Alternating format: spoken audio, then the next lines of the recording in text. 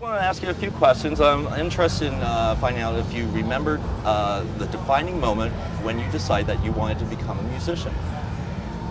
Probably when I took my first breath. You had the instinct. I think I had the instinct personally, and knowing Wendy, she probably was about the same. Well, you know, I was a little performer for my mom and dad. Always started at 3. I was a tree. A tree, my first role, I was a tree. So I knew I wanted to perform, and singing came naturally, and that was great. So I became a singer in a lot of small rock bands and things like that when I was younger, and so that's how I got into it. Great. I just knew, you know, I just wanted to sing. You know, I think. Great. How did the band come together?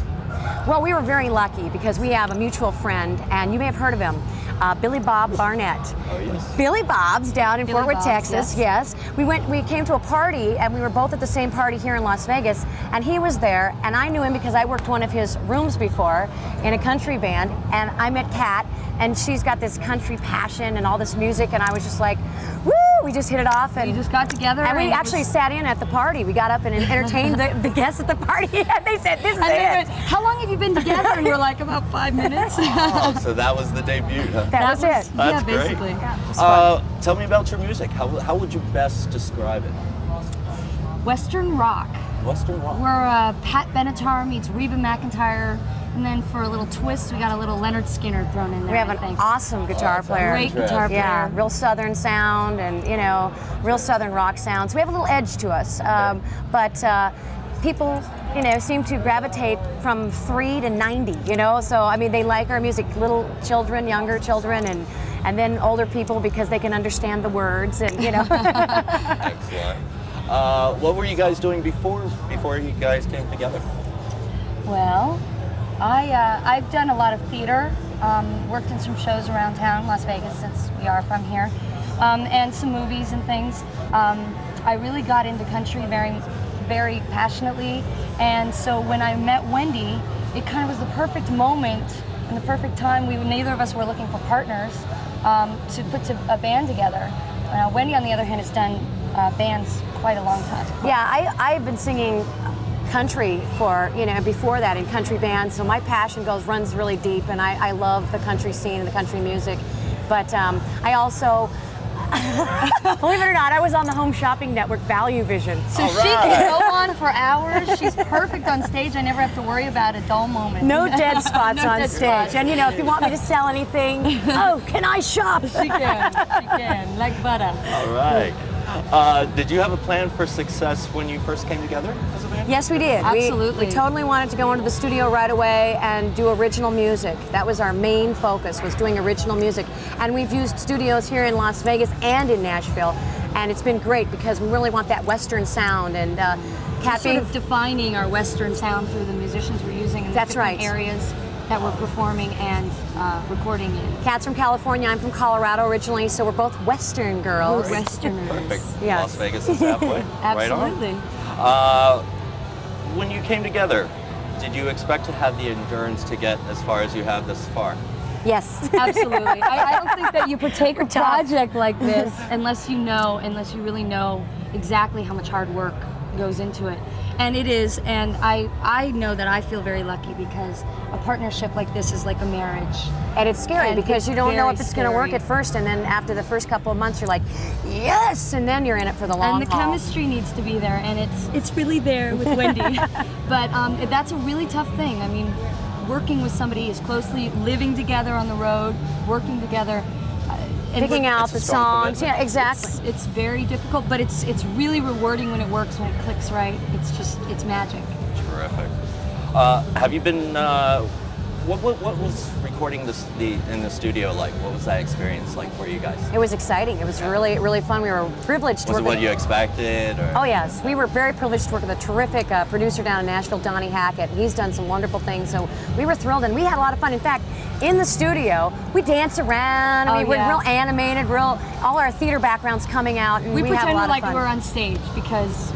And hopefully that comes through on the, on the CD, because that's what we want. We want that live feeling to come through on the CD, because I think that our live performance is kind of infectious and kind of. Yeah, we like to have fun, and we like everybody in the room to have fun. Have fun. Crowd participation. Right. Yeah, absolutely. Yes. I mean, and there's a lot of other groups you can look at that do that, you know, and so we've like tried to pick out some of the best groups and said, okay, like that, that's what we want to, that's what we want to get for our thing, for our infectiousness, and I think that's worked out really well because, you know, I mean, to have two girls up there that like each other and that can portray that on stage to other people out there, I think it's a great thing. Right. Exactly. Does the commercial potential for a song play any part when you're writing music? Yes. To a certain extent, I think absolutely. Yeah. And you know, we use a lot of different songwriters too, so we go through a lot of songs. So when we're picking out songs or when we're coming up with an idea for a song, I think that we look on what's going to be the best for our what we're trying to say and our image, and it's come together really well. I'm a little bit more country, she's a little bit more rock, so that fusion has been great. And I mean, when we pick out a song or are writing something together, there are songs out there that are very good that we've sung together and we've said, that's just not us. It's a great song and it works really well, but we can't sing something that we don't feel passionately about. So certainly the commercialism is important, but we need to feel very passionately about the message, and our messages, I think, are very strong in our songs, which is basically be strong in your life and be true to yourself. And then we have some kitschy songs that are fun, that are kind of, you know, don't let the men treat you bad, and you know, things like that. But we like the men too. But we do. We love our favorite song is Rodeo Romeo, and it's our first single, and it's all about this hot rodeo guy. And he is, and we have a video of that. We did a video here in town, and we cast the hottest. I mean, the Marlboro Man doesn't look good next to this guy. I mean, this guy is a 10 and a half. This doesn't sound like a fictitious character. Well, he's might alive. be. You never know. How does the songwriting process work for you, for the band? Well, we come up with ideas together, and then we usually have somebody work with us on that, because we're real idea people. We're real storytellers. Yes. And then, of course, there's definite rules to songwriting, and so we always bring somebody in. Because we are front people, we're performers, we're out front, and we always use our musicians and the people around us to incorporate what their expertise is into that. Do you think conflict can stimulate creativity? Yeah, I'm sure it can, but I don't. We try to avoid it. It's much. I mean, it's not fun to be mad at somebody when you're on stage and you're smiling and singing. So that we try to. When we're creative, I think, and our best creativity stems from when we're really excited and happy to be together, which is about 99% of the time. Certainly, I think certain conflict for certain artists that write about conflict, that probably has, you know, is a very valid point. But for us, we like everyone to be up and happy and have a good time all the time. So that's what it's about. Absolutely. At this point, is a major label something you're thinking about or aspiring to? Sure, absolutely. Okay. Do you think that signing with a major label might limit your control over the direction you want your band to take? Well, we think if the chemistry's there, anything's possible. Absolutely. Great. What do you think about the internet and how it can contribute to a band's success? That is her section of the interview, because she is so wonderful on the computer. In fact, she's done a lot of our graphics and put up a lot of our website, and she does all the wonderful artwork on our graphics. She's great. Well, we do have a website. That. It's www.crimsonroseonline.com, and you can download our music and see clips of our video and pictures and bios and things of that nature. I think the internet is so important now. I mean, even a year ago, it didn't even have a minute amount of importance as it has now. Everybody's on the internet. Everybody's looking into the internet. Everybody's trying to, people are selling off the internet. I mean, Creed, for example, look where they came from, just internet sales. I think that anybody who limits themselves on the internet is limiting their career capabilities, at least. I think it's a very, very, very valid format nowadays. Are you familiar with Napster? Yes, I am. Okay. How do you feel about digital downloads of your music being available on the web for free? Should it be allowed or shouldn't it? Whoa! As an artist, what do you think?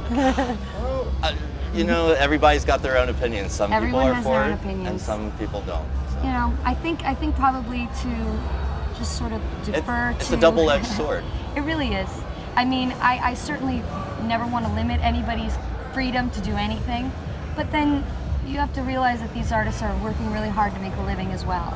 So it is a double-edged sword. Is there anything that you would do differently so far at this point in your career? La la la la la. Let's see, maybe not eating that cream puff yesterday. So I can squeeze into my chaps tonight, Chip.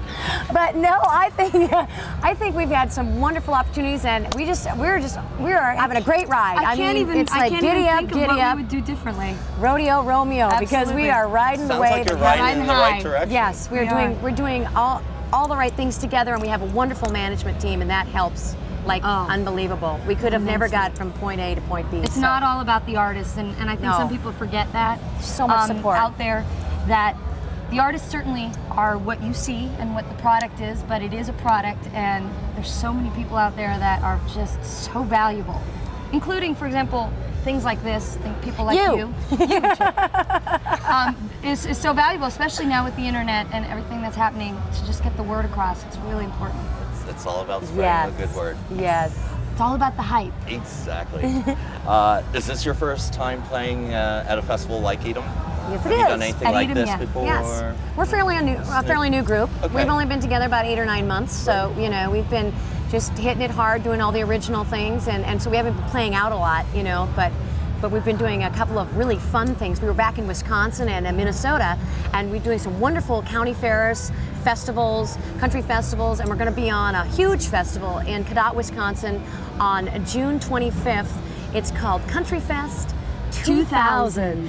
And we're on the lineup with Reba McEntire, Martina McBride, the Oak Ridge Boys, Mark Wills. So it's a wonderful opportunity to get out to the people, the country people. And they really are big fans out there. It's just so fun. It's so fun to go out there and you know, eat cheese curds in Wisconsin. Yeah, cheese curds and drink beer. I mean, we're relating to those folks back there, yes. There you go. We're very lucky. We have a wonderful connection back there with the Bear Creek Band, and they're the official Budweiser band out there. Country Fest band. Party band, so it's really great. Has the experience playing a conference like this different from a normal gig, considering the majority of the audiences are record industry people? Have you had I don't think we're going to think about that. I think we're probably just going to have fun and go out there. We're calling it another concert. We're calling it exactly what we feel it is. You know, I think that if we start getting into that, then we're going to take away from our performances. Yeah, everything is different, but we try to just do exactly what we do everywhere, but every venue is different, you know, and every audience is different. Makes it interesting. It does. And we have a show coming up. We're so lucky that we're opening up, we're doing a pre-show. We call it the Pre-Chick Show. It's outside the Thomas and Mack at with the Dixie Chicks on June 23rd, right here. So we're going to be doing the outside festival There's a big party before they have drinks and food and it's a little hospitality deal they do for all the fans that come out, and so we're going to be the Pre-Chick Show. Great gig. I know, it's great. The Pre-Chick Show is what we're calling it. Yes, and so we like working with a lot of other really great female country celebrities. That's great. Absolutely. That's a lot of fun. Great. It's a lot of fun. Sounds like you got some inspired good us. gigs going this summer. We do. What's your plans maybe, say, after this summer or, you know, down the road? Well, we talked about going overseas and doing some things over there because we have some connections over there that want to get our music out in Europe and in Asia. And so we're going to work on that. Then there's some rodeos coming up towards the end of the year, and with Rodeo Romeo. Yeah, that's our single. And which is a single. It's a great song for the rodeo. We're planning on doing a lot of those rodeos. Probably and there NFR is a rodeo right here in Las Vegas called NFR, and we're looking forward to that one. So.